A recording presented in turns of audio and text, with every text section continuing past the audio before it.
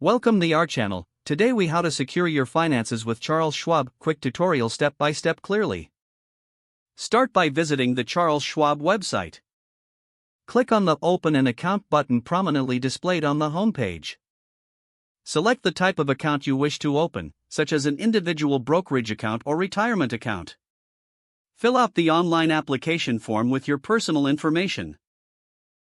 Provide your social security number and other identifying details for verification. Complete your financial profile, including your employment status and income. Review the account agreements and disclosures carefully.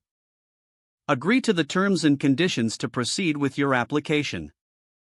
Once submitted, wait for the confirmation email regarding your account creation. Log into your new account using your credentials. Explore the dashboard to familiarize yourself with available tools and features. Use the Transfer Money option to link your bank account. Initiate a transfer to fund your Schwab account comfortably.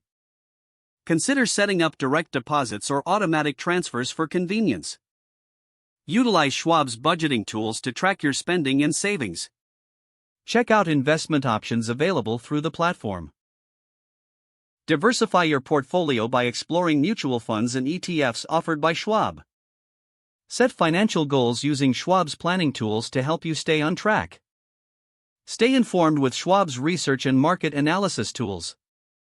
Regularly review your account to assess performance and make adjustments as needed.